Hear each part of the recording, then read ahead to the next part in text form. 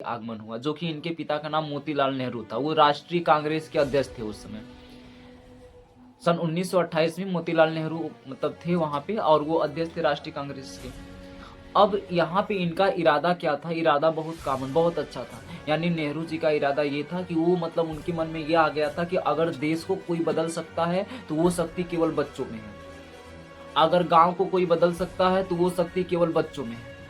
अगर परिवार के सारे सदस्यों को कोई एक कर सकता है तो वो शक्ति केवल बच्चों में है।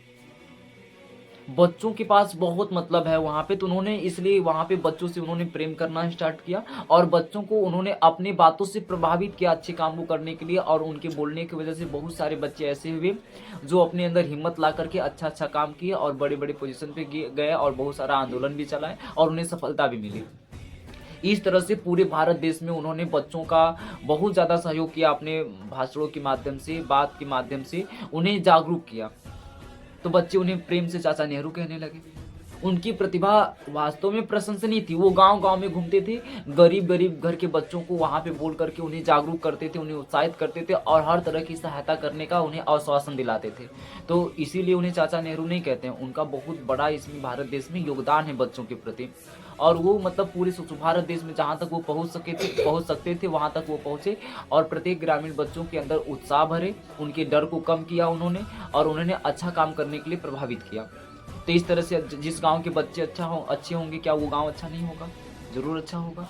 तो बच्चों को अच्छा बनाने का काम किसने किया था? चाचा ये जो है पंडित जवाहरलाल नेहरू ने। इसलिए जो है कि हम लोग चिल्ड्रन डे मनाते हैं, ताकि कोई और दूसरा भी इन्हीं की जैसा या इनसे भी अच्छा आए और हम लोग के देश को मजबूती प्रदान करे, वो भी बच्चों के माध्यम से। बाद में ये राजनीति के क्षेत्र में गए तो उन्हें मान लो प्रथम प्रधानमंत्री बनाया गया। वो अपना अलग राजनीति का क्षेत्र, अपना अलग कंडीशन लेकर के जाता, लेकिन इसके लिए पहले उनका समाज में बहुत बड़ा व्यक्तित्व है बच्चों के प्रति। इन्होंने बच्चों को इरादों को मजबूत किया था, उनकी सोचों को अच्छा बनाया था, और वो बने भी थे।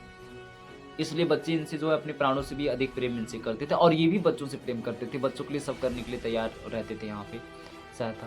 तो समझ में आ गया। तो हम लोग को इनके इस योगदान को भूलना नहीं चाहिए। हम लोग को भी यही चाहिए कि हम लोग भी अपने इरादों को अच्छा करके, और हमें भी नए-नए तरीके अपनाना चाहिए, नया-नया सोच रखना चाहिए अच्छे काम के प्रति। पढ़ाई में तत्पर होने के साथ-साथ हमें समाज में कैसे रहना है, किस तरह की बातें करनी है, सारा चीज़ पे यहाँ पे हमें मतलब रहे। अगर हमें कहीं बोलने का अवसर मिले तो हम लोग चूके नहीं, भले ही त्रुटि हो। आखिर हम त्रुटि नहीं करेंगे तो सीखेंगे कैसे?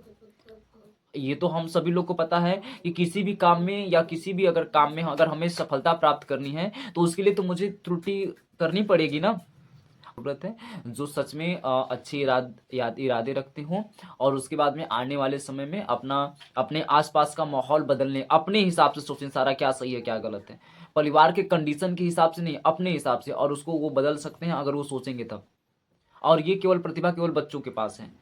बच्चों के सिवाय और कोई ये काम कर ही नहीं सकता। अगर हमें अपने परिवारों को एक करना है, हमें अपने गाँव को एक करना है, तो बच्चों को एक करना पड़ेगा। बच्चे एक नहीं होंगे तो परिवार क्या? और बड़े लोग को तो हम लोग देखते ही हैं ना, वो लोग कहाँ एक हो पाए हैं अब तक। इतना साल बीत गया है, जितने भी बड़े हम लोग के पापा-वापा हैं, आपस में कहाँ वो एक हैं? नहीं एक हैं। कुछ कंडीशन है उन लोग के बीच, कई प्रकार की चीज़ें रहती हैं छोटी-बड़ी, जिसको लेकर के वो लोग आपस में नहीं एक हो पाते हैं।